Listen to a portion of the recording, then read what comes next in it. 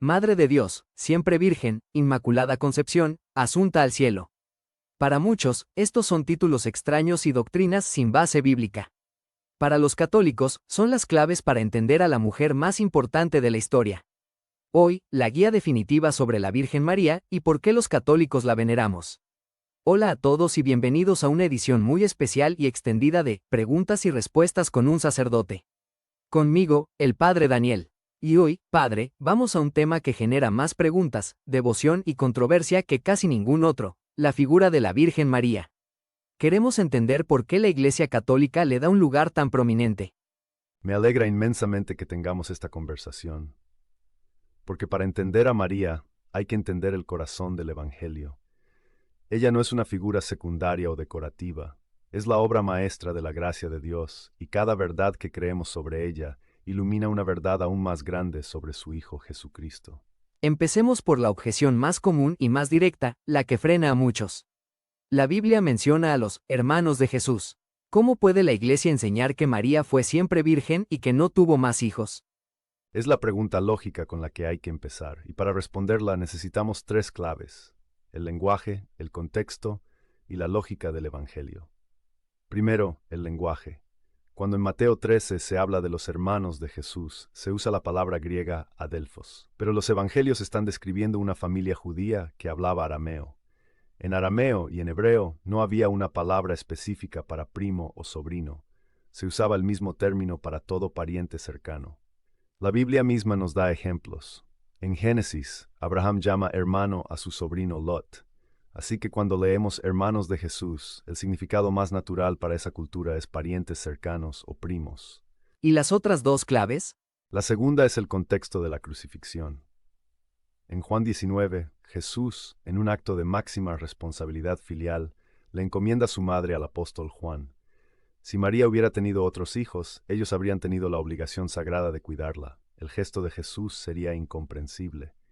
Y la tercera es la lógica de la palabra primogénito. Cuando Lucas dice que Jesús era el hijo primogénito, no implica que hubo un segundo. Era un título legal judío para el primer hijo varón, el que abría el vientre, sin importar si venían más o no. Un hijo único era y siempre sería el primogénito. Entendido. Esos 3 puntos aclaran la objeción sobre los hermanos. Pero esto es solo el principio. Para entender realmente a María, tenemos que hablar de los 4 dogmas marianos, las 4 verdades de fe que la Iglesia enseña sobre ella. Empecemos por la más fundamental, Madre de Dios. ¿Qué significa esto? Significa exactamente lo que dice. No significa que María sea el origen de Dios o que sea más antigua que Él. Significa que la persona que ella concibió y dio a luz en Belén es, en su ser, la segunda persona de la Santísima Trinidad, Dios Hijo. La Iglesia definió esto en el Concilio de Éfeso en el año 431 contra la herejía de Nestorio, que quería dividir a Jesús en 2 personas, una humana y otra divina. La Iglesia dijo no, Jesús es una sola persona divina con 2 naturalezas, una humana y otra divina. Y como María es madre de la persona y esa persona es Dios, entonces ella es, con toda propiedad, la Theotokos, la Madre de Dios. Este dogma no es tanto sobre María, es sobre la identidad de Jesús. Defenderla a ella es defenderlo a Él. Muy claro. El segundo dogma es el que acabamos de tocar, la virginidad perpetua. Que fue virgen antes, durante y después del parto. Exactamente. La Iglesia cree que su virginidad física es el signo externo de su consagración interior total y exclusiva a Dios. Fue una entrega de todo su ser, cuerpo y alma al plan divino. Su vientre fue el primer sagrario, un lugar tan santo que fue tocado solo por Dios. Ahora vamos a los 2 dogmas que son más difíciles para muchos porque no están explícitamente en la Biblia. El tercero, la Inmaculada Concepción. La Inmaculada Concepción enseña que María, desde el primer instante de su existencia, en el vientre de su madre Santa Ana, fue preservada inmune de toda mancha de pecado original. Y esto no por sus propios méritos, sino en previsión de los méritos de Cristo Jesús. Usemos una analogía. Imagina que toda la humanidad ha caído en un pozo de lodo. Cristo viene y nos saca de ese pozo. A nosotros nos limpia después de que hemos caído. Pero con su propia madre hizo algo más perfecto. Por el poder de su futura victoria en la cruz, evitó que ella cayera en el pozo en primer lugar. La preservó.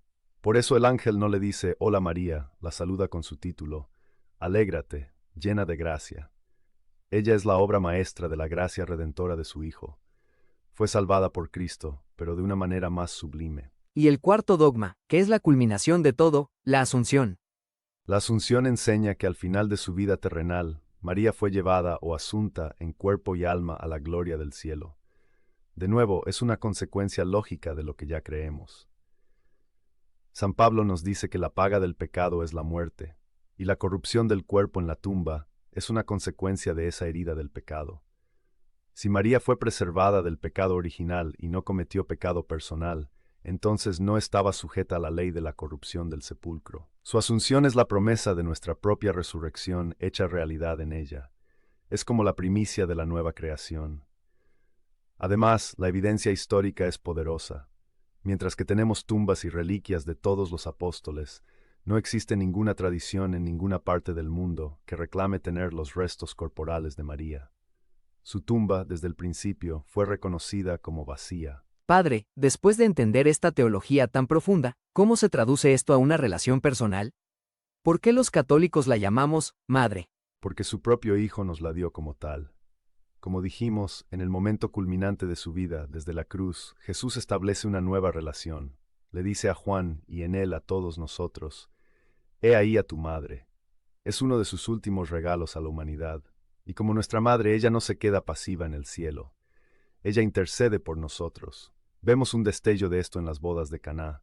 Ella ve una necesidad, no tienen vino, no espera a que se lo pidan. Y se la presenta a su hijo, y aunque parece que Jesús duda, él responde a la intercesión de su madre y realiza su primer milagro. Ese es el rol de María.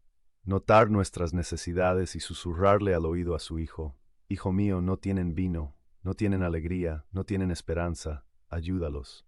Para resumir este viaje tan completo, la objeción de los hermanos de Jesús se resuelve con el lenguaje y el contexto. Y las creencias católicas sobre María se basan en 4 dogmas. Es Madre de Dios, fue siempre virgen, fue concebida sin pecado, Inmaculada Concepción, y fue llevada al cielo en cuerpo y alma, Asunción. Y todo esto culmina en nuestra relación con ella como nuestra Madre, que intercede por nosotros ante su Hijo. Exactamente. Y es crucial entender que todo en María apunta a Jesús. Ella no es el centro, ella es la que nos lleva al centro. Es como la luna, que no tiene luz propia. Toda la belleza que vemos en ella es un reflejo de la luz del sol, que es Cristo. Honrar a la luna es una de las mejores maneras de apreciar la gloria del sol. Padre Daniel, gracias por esta verdadera clase magistral sobre la Virgen María. El placer ha sido mío. Es una alegría hablar de nuestra Madre. Y a ustedes, ¿cuál de los 4 dogmas marianos les parece más fascinante o más difícil? Compártanlo con respeto en los comentarios. Nos vemos en el próximo episodio.